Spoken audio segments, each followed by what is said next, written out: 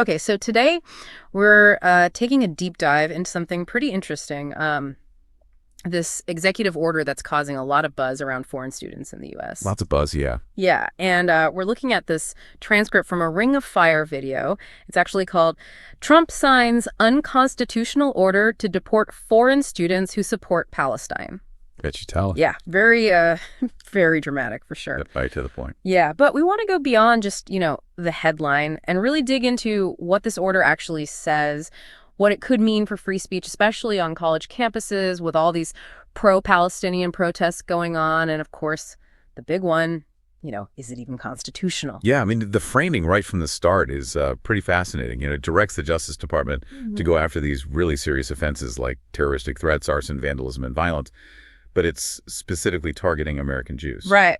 And this is all happening against this backdrop of what they're calling a surge of anti-Semitism following the Hamas attack back in October 2023. Okay, so we start with violence, which I think most people would agree, needs to be addressed. Sure, yeah. But then the order makes this kind of sudden shift. Yeah. It starts talking about canceling visas for foreign students who are considered Hamas sympathizers. Right. It even calls college campuses infested with radicalism. Strong words. Yeah. So how do we connect those two things? Right. Well, that's exactly where things get complicated. I mean, addressing violent acts makes sense. Right. Yeah. We have laws for that. Yeah. But when you start targeting people based on this label Hamas sympathizer Yeah. and saying that alone could get your visa revoked, Yeah.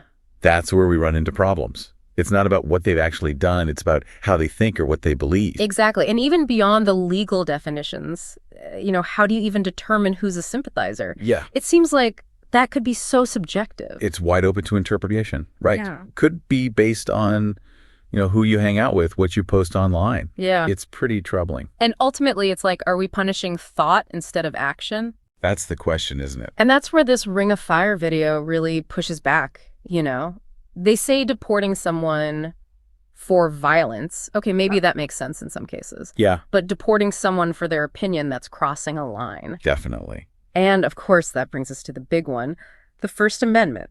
Absolutely. Freedom of speech, freedom of assembly. And a lot of people forget, those rights aren't just for U.S. citizens. Oh, right. They apply to anyone within U.S. borders. So these foreign students on visas, they're covered too. Exactly. Even if you're just here to study, you still have those fundamental rights. And speaking of the First Amendment, I think it's worth thinking about, content-based versus content-neutral restrictions. Oh, yeah, that's a good point. Because this order seems like it's going after speech based on its content, pro-Palestinian views being labeled as dangerous. And that's a really tricky area legally. Yeah.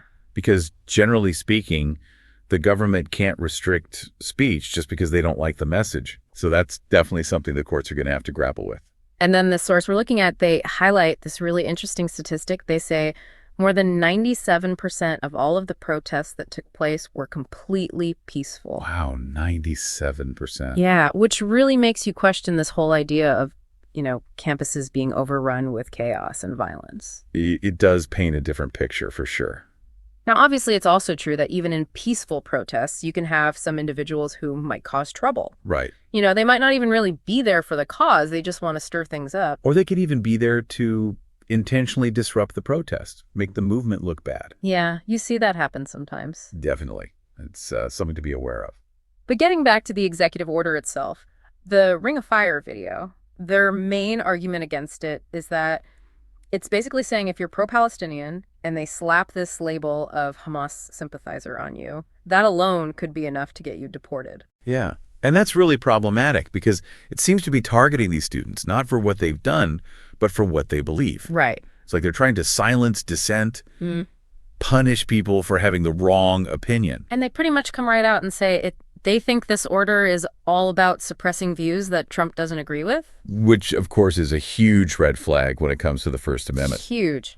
Now, on the flip side, you could see how someone might argue that these measures are necessary to keep the country safe, prevent the spread of dangerous ideologies. Right. Especially with this context of rising anti-Semitism that they keep talking about. Yeah, I mean, there's definitely a tension there between security and free speech. For sure. A tough balance to strike. The source video actually says they're hoping this order will be challenged in court. Which wouldn't be surprising. No, not at all. They even mention past cases where judges have stepped in to review Trump's actions. Right? So it'll be interesting to see how this all plays out. Absolutely. So to sum it all up, we've got this executive order that claims to be about fighting anti-Semitism and violence on college campuses. Yeah.